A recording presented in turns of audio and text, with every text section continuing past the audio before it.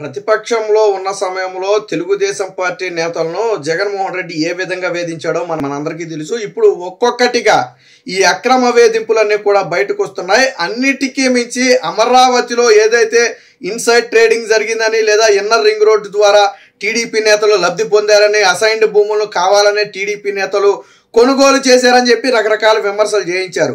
అలాగే కేసులు కూడా పెట్టించారు. మరి జరగని తప్పులను జరిగింది అని కేసులు ఎలా పెట్టారు? ఇప్పుడు ప్రధానంగా తెలుగుదేశం పార్టీ దృష్టి సారించినటువంటి అంశం అదే.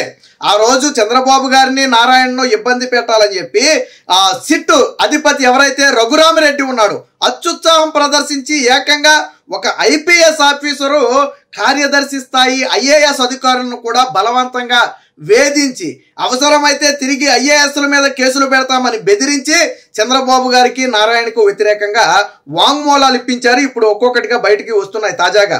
సో పూర్తి వివరాలు బయటికి రావాల్సి ఉంది. ఇప్పటికే ఆ సిట్ అధిపతిగా ఉన్నటువంటి కొల్లును పీకి పక్కన పెట్టారు చంద్రబాబు గారు. అదే సమయంలో కలవటానికి కూడా చంద్రబాబు గారు అచ్చుకోలేదు. కానీ ఇప్పుడు కొల్లు రఘురామిరెడ్డి ఏం తప్పించుకోలేడు, ఖచ్చితంగా శిక్ష అనుభవించాలా. రెడ్ బుక్ లో కూడా ఆల్రెడీ పేరు ఉంది, ఎట్టు తప్పించుకునే పరిస్థితి లేదు. ఇప్పుడు తాజాగా ఏం జరిగిందనేది ఒకసారి పరిశీలిస్తే అత్యంత దారుణం.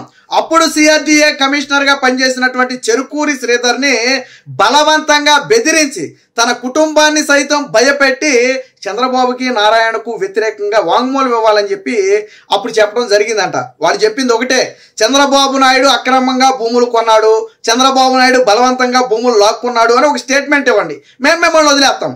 లేదు, మేము స్టేట్మెంట్ ఇవ్వమంటే ఈ పనిలో మీకు కూడా భాగస్వామ్యం ఉందని చంద్రబాబు, నారాయణతో పాటు మిమ్మల్ని కూడా ఇరికిస్తామని చెప్పి అప్పుడు సిఆర్డీఏ కమిషనర్ గా ఉన్నటువంటి శ్రీధర్ను బెదిరించారు.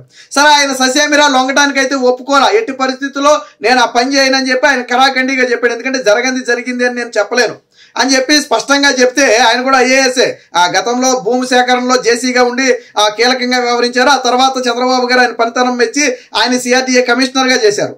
సరే, తరువాత జరిగిందని మన అందరికీ తెలుసు. దాంతో ఎప్పుడైతే శ్రీధర్ లొంగలేదో జగన్మోహన్ రెడ్డి ఏం చేశాడు, ఐఆర్ఆర్కు పనిచేసినటువంటి ఈ కన్సల్టెన్సీ ఉద్యోగులు, అంటే ఇన్నర్ రింగ్ రోడ్డుకు పనిచేసినటువంటి ఇతర రాష్ట్రానికి చెందినటువంటి కన్సల్టెన్సీ ఉద్యోగులను రాత్రికి రాత్రి ఎత్తుకొచ్చేశారంట సిఐడి అధికారులు.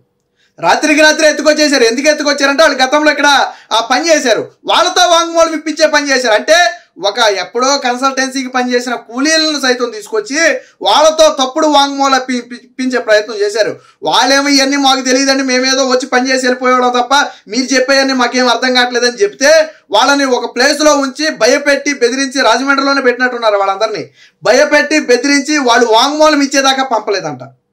అలా కాకుండా ఈ విషయం బయటకు పొక్కితే మీరు ఇబ్బందుల్లో పడతారు, మీ మీద కేసులు పెడతాం, ఇక్కడ నుంచి మీరు బెంగళూరు నుంచి తీసుకొచ్చారు, అక్కడ కూడా వెళ్ళరని చెప్పి బెదిరించారంట. ఎవరు బెదిరించారు? నాడు సిట్ అధిపతిగా ఉన్నటువంటి కొల్లు. ఆయనతో పాటు అప్పుడు సిఆర్డీఏకి పనిచేసినటువంటి ఇతర కలెక్టర్ స్థాయి అధికారుల దగ్గర నుంచి ఇతర ఐఏఎస్ అధికారులందరికీ కూడా ఈ సిట్టు అధిపతి ఎవరైతే కొల్లు ఉన్నాడో విచారణ పేరుతో వేధించాడంట, అసభ్యంగా దూషించాడంట.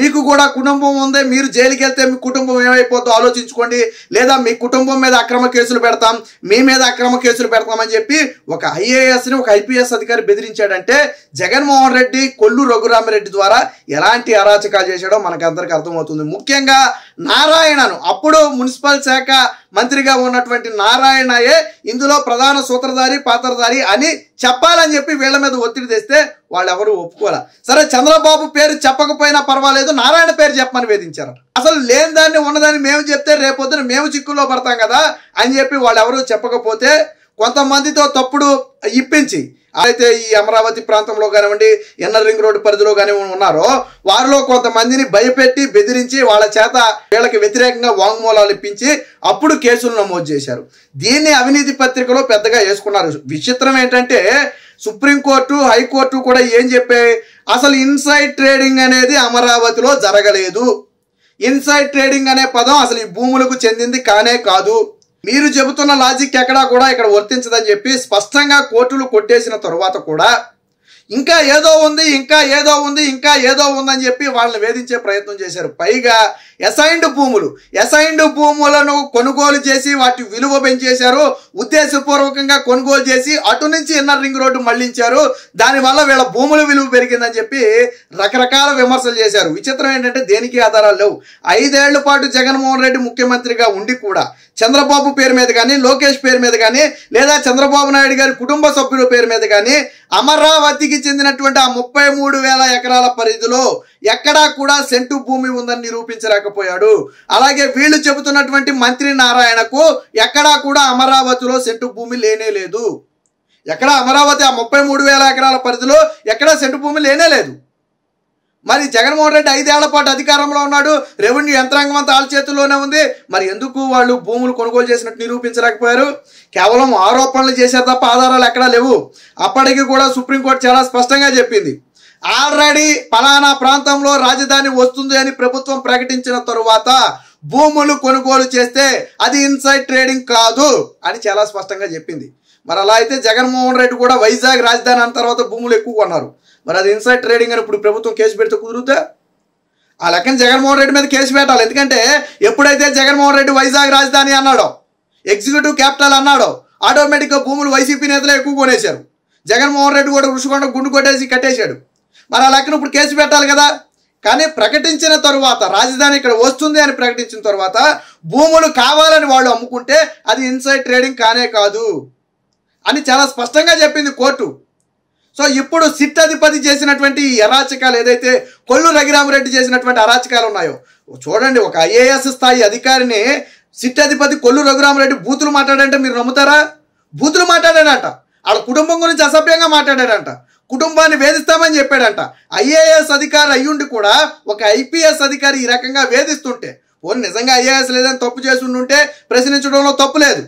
కానీ ఇక్కడ విచారణకు వ్యతిరేకంగా వారిని మానసికంగా కుంగదీయటం, వారిలో అభద్రతాభావం కలిగేటట్టు చేయటం, వారంతటా వాళ్ళుగా బయటికి వెళ్ళిపోయేటట్టు చేయటం, రాష్ట్రం వదిలి ఈ రకంగా వేధించాడు కొల్లు రఘురామరెడ్డి. అందుకని చంద్రబాబు గారు చాలా స్పష్టంగా చెప్పారు, ఎవరైతే అధికారులను అక్రమంగా వేధించారో వారిని ఎవరిని వదిలిపెట్టమని చెప్పారు. ఇప్పుడు నారాయణను, చంద్రబాబును వేధించాలని కొల్లు రఘురామరెడ్డి చేసినటువంటి అరాచకాలు బయటకు వస్తున్నాయి. ఆ వేధింపులకు గురైనటువంటి ఐఏఎస్లు బయటకు వచ్చి ప్రభుత్వానికి మొరబెట్టుకోవడంతో పాటు అప్పుడు తప్పుడు వాంగ్మూలం ఇవ్వాలని చెప్పి ఎవరైతే కన్సల్టెన్సీ ఉద్యోగులను బెదిరించారో వాళ్ళు కూడా ఇప్పుడు వచ్చి ఫిర్యాదు చేసే పరిస్థితి. దాంతోపాటు స్థానికంగా ఉండే కొంతమంది ప్రజలను బెదిరించి వారి చేత బలవంతంగా, ట్విస్ట్ ఏంటంటే వీళ్ళ చేత బలవంతంగా అప్పుడు సిఆర్డీఏ కమిషనర్ చేత బలవంతంగా సంతకం పెట్టించుకున్నారు. ఒక స్టేట్మెంట్ ఆడే తయారు చేసుకొచ్చిన స్టేట్మెంట్ ఏంటో కూడా చదవనివ్వకుండా బలవంతంగా ఒక సంతకం తీసుకున్నారు ఆయనతో. తర్వాత చెప్పాడు ఆయన, నాతో బలవంతంగా సంతకం చేయించారని. అందులో ఏం రాశారు? నారాయణ, చంద్రబాబు నాయుడు ఇన్సైడ్ ట్రేడింగ్ పాల్పడ్డారు, భూములు కొట్టేశారు, అసైన్డ్ భూములు కొట్టేశారు, ఇన్నర్ రింగ్ రోడ్డు కోసం భూములన్నీ కొనుగోలు చేసి పెట్టుకున్నారని చెప్పి రకరకాల కారణాలు రాసి ఒక సంతకం పెట్టించారు. అందులో ఏముందో కూడా ఆయన చదవనివ్వాల. ఇప్పుడు ఈ అరాచకాలన్నీ బయటపడుతున్నాయి. వైసీపీ ప్రభుత్వంలో జరిగినటువంటి ఘోరమైన తప్పిదాలు ఏదైతే ఉన్నాయో అవన్నీ కూడా ఒక్కొక్కటిగా బయటకు వస్తున్నాయి. ఖచ్చితంగా వీటి మీద పూర్తి స్థాయి విచారణ జరిపి వారందరి మీద కూడా చర్యలు తీసుకోవాలి.